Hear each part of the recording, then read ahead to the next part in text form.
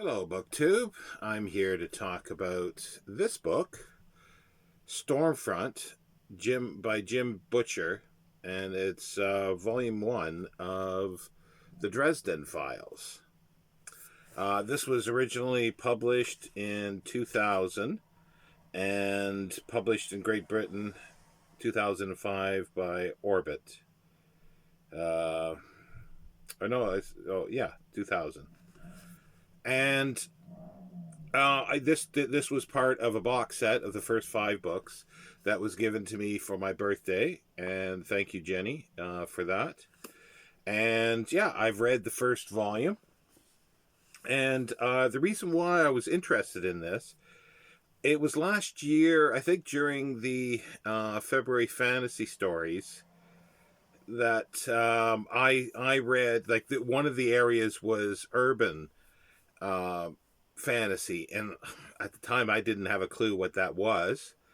And it was Brandy at the Book Collectic that mentioned to me this series, and then I started sort of hearing it around, and I realized, okay, well, what I can do is I didn't want to actually read that at the time, so what I did was I reread Karnacki Ghost Finder. I thought I had the slim book to hand here, but I don't have it. But and it's sort of set during Edwardian times, and I really liked it. And this seemed like it was sort of similar. It's similar in a sense, but it's like apples and grapes. It's very different. It's hard to say which is not. I can say which I like more, and I'll hold off to that till the end. But yes, making you watch all the way through. Um, it's very different in tone, very different in even setup and everything. So I'll get to that. This is basically, if you're not aware, it's set in Chicago. That grabs me right from the beginning, because I do like Chicago. I've been there many times during the late 90s. I was going to say 80s, but no, late 90s, mid to late 90s, on a monthly basis almost. And I kind of I have a soft spot for Chicago, and this is probably not true, but I get the impression that there aren't many books set in Chicago in the sense of detective wise. That I could, I'm sure people start putting a whole bunch of comments down and say, "Oh, there's tons and there's all this." I'm just not aware of it. I never came across it. It's usually when I see stuff, it was always L.A. or New York, generally, and I'm thinking of the golden age sort of stuff and the pulp stuff in the teens and 20s and 30s and 40s maybe. But yeah, so that grabbed me, and it's about a detective, but with a twist. This is Harry Blackstone Copperfield Dresden. Obviously, their parents liked one good magician and one sort of one that I used to watch on TV when I was a kid and laughed at. David Copperfield, I think his name was. Yeah.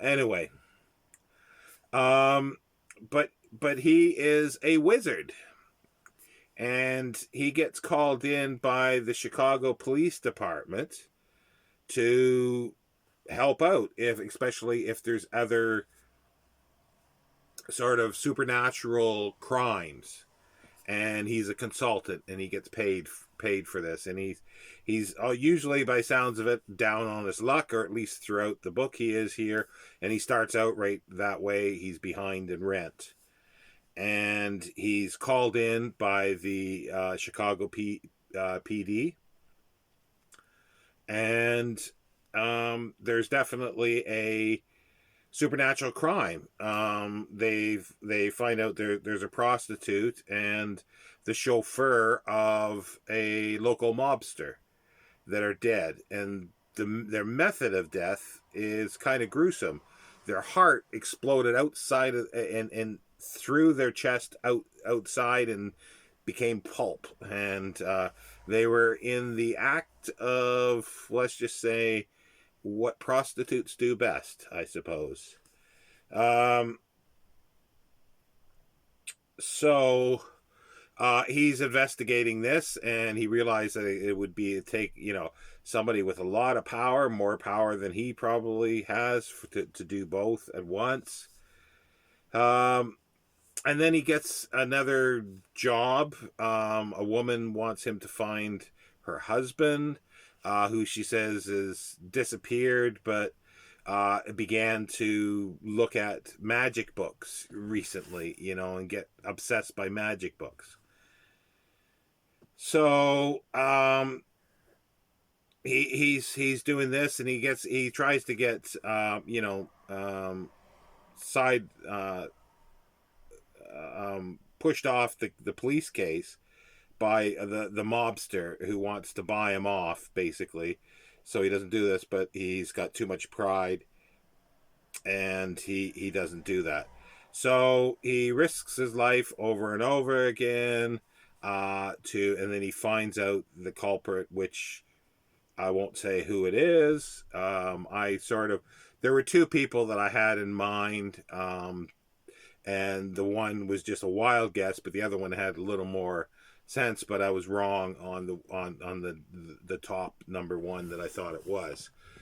But anyhow, that's sort of fun to do. So there's he does potions, and he's got a skull. He's got a disembodied spirit named Bob.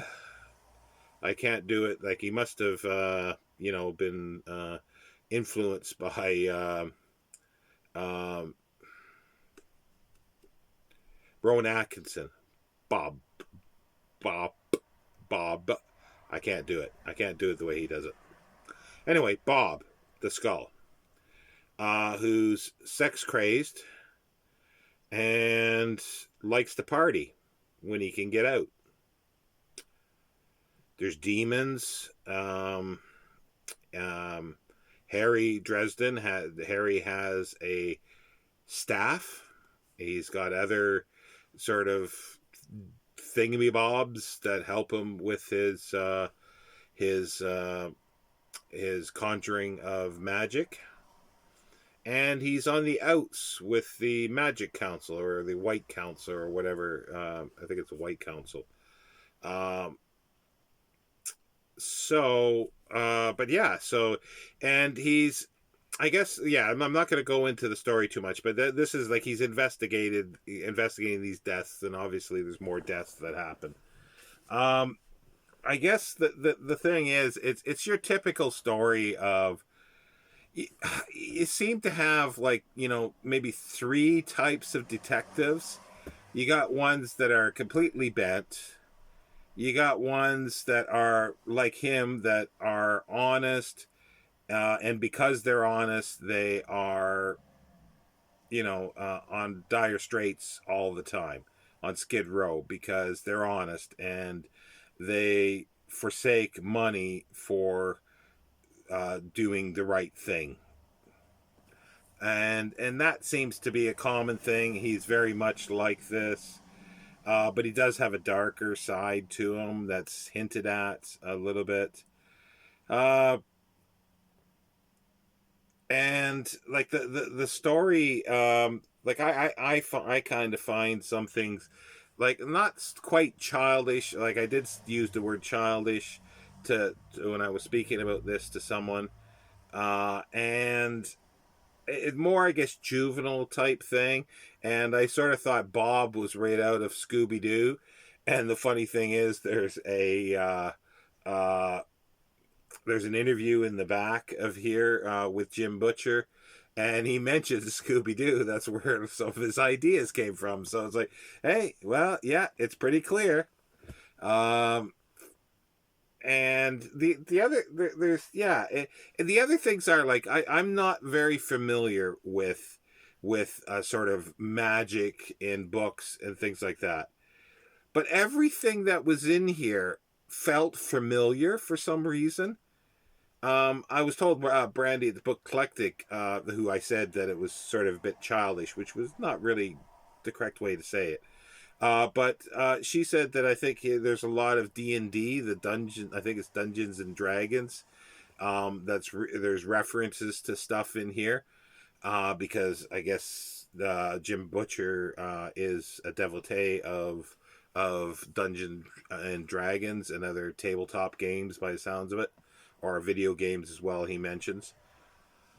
So I'm not familiar with any of those, but as I say, I didn't connect those things, but everything's had a glimmer of familiarity to it. And there's some things that I liked, and I'm sure it's probably in lots of other ones.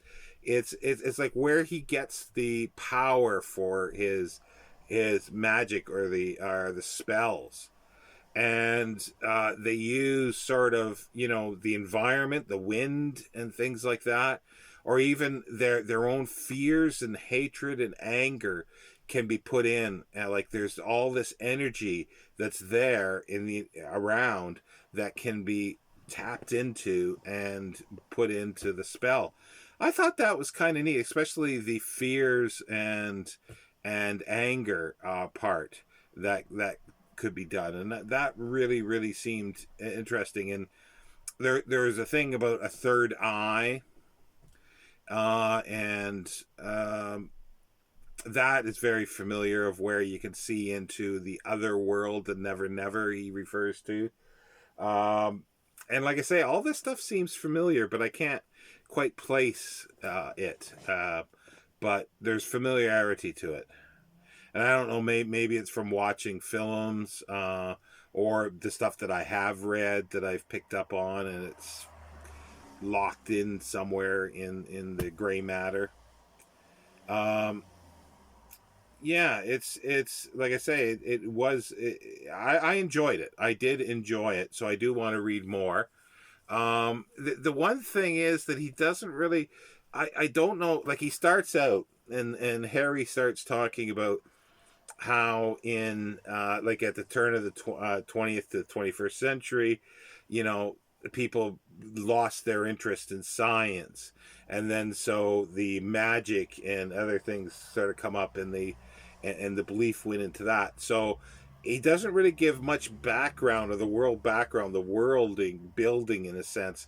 I think it's all set, and I don't think it's something that's new. It sounds like it's already been there. There's vampires, there's demons, there's all sorts like this.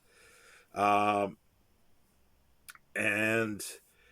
it's an interesting take because also too, it's like since around the late 20th century and to now, fantasy books have taken over science fiction. So that's an interesting little sort of corollary, the comparison there of this. So yeah, and he doesn't, like, the one character who he doesn't really, and this is going to be a spoiler, so if you haven't read it, you might want to stop at this point. The one character who is doing a lot, like very very advanced magic, like warlock type stuff, is not a trained one. He's just sort of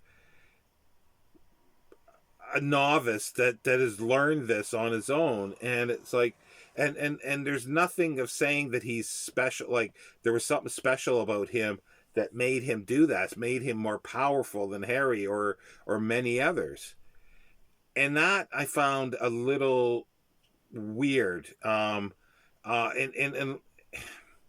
in the sense where in this world, like, if that's the case, if anybody can pick up these books and do this, that's a little dangerous, like, and that's not even alluded to or anything. So, and there's not even an illusion of why he was so good at what he's doing. So it's like, it says, and like, there's Locus, the magazine of science fiction and fantasy, is an unusually well crafted first novel. I don't think so. I think there's a lot of fault to it. It's like that's a fault to me, um, because it's not addressed, and it's sort of because also too it's this character and Harry, doesn't he should know certain things, and then he overlooked it, and it's overlooked for the plot. And also too, it's your typical thing where he says he's not as strong as anything else, but everything that's thrown at him, he figures out some way of extricating himself and others for the most part, and that kind of gets tired in stories after a while. So that to me seems like a like rather than creating something else that works, it just seems to be an easy thing to do in a novel, in a first novel. But that's not to say it's bad or anything. It's just it's not as well crafted, I don't think, as they're saying, or at least I don't find it as well crafted. And then another thing that I found interesting, it made me started to think, and it's something that could be a totally different video. The way he portrays the women in here, in the story, they're either extremely sexual or like the police detective. It's basically a guy, but female, but with a female name, and the way he, occasionally he attributes feminine uh, attributes to her or looks at her in a feminine way, but not very often. And her actions are very masculine all the time. And I began thinking, and I just sort of realized that a lot of times where I see books that are people say, oh, it's strong female character. Basically, it's a man, but they just with breasts and everything else. They're not actually female. They don't have strong female characteristics. They have strong male characteristics put into the female, and I find that a lot. And but it's usually never mentioned. Rather than having a female character that's strong but still female, still feminine, which doesn't happen a whole lot. But then again, I don't read a lot of modern fiction, and when you get to the older stuff, well, there's it has its own faults and issues of themselves, so you can't really have that discussion on those things. But when the ones that they're trying to do something and people seem to say that they're doing it, I look at it and go, they're not doing that. But anyway, with all that, I did enjoy it. So it's not a perfect book. It's like even Jim Butcher says in his interview that he wants to he wants to write the perfect book, and he has never done that, and you can't. So it's like it's like these little irksome things, that I am going to use that term, that I get irked by certain things, but it doesn't mean that I don't like the novel or anything like that. I did thoroughly enjoy it, and I'm looking forward to reading the others. I've got 4 others, and I'll start reading them occasionally, maybe once a month. Don't know about April, because April's getting pretty filled up. So do look on Saturday. I'm gonna do it's going to be over 2 different videos. My TBR for February.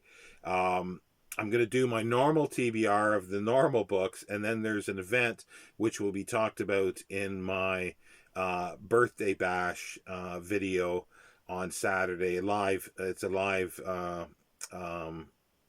stream, and I'll talk about the event that takes place in April and May, but I'll be just talking about my solid TBR for April in the Vampiro area. I've done a tentative TBA If you look, it's previous video, I think, in this, or a couple videos back, called "Guaranteed to Suck." So you could see the kind of stuff I'm going to pull from. So yeah. But yeah, so I definitely will be reading more of this. So I'm not. I'm leaning towards to say yes. I'm not saying a Jim Butcher fan, but a Dresden Files fan. I'm leaning towards that. I probably have to read another one or two books to be sure. But I can't see it changing unless he goes off on a tangent with the other books. So I am looking forward to looking at it. And I've just sort of discovered a couple other things, just as an aside, fantasy ones by Garth Nix. I've known the name, but I get Golan's um, newsletter, like email newsletter, and he had one, the Left-Handed Booksellers of London, which was, I guess, the first book, and then the second book is out now, something about booksellers in Bath here in England. And it sounds interesting. I don't know if they're young adult or not, but it's booksellers, so it sounds interesting. And I put them in my wish list because I'd be curious to read them. And it's weird. Like the second book, the new one, this Bath. It's like the hardcover is only a couple pounds more than the paperback, so it's like wow, that's really strange. But yeah. So anyway, yeah, I'd like to look at a little more of this kind of fantasy stuff. I'm not a big fantasy fan, and that's why like people were kind of shocked that I would read this. But this works. This works for me. The I guess I don't know if it's high fantasy, but the kind of stuff that's you know, what is it? The world? No, I was gonna say the world turns. Um, this big series of books that was written. There's something. Uh, there's Wheel or something. Wheel of Time. Wheel of Time. That's what it is. I that just does not interest me at all. Like it just, I have no interest in that. But this kind of thing, and those two Garth Nix ones are sounding interesting. So this has opened up something new for me, which is great for an old curmudgeon like myself. Thank you, BookTube.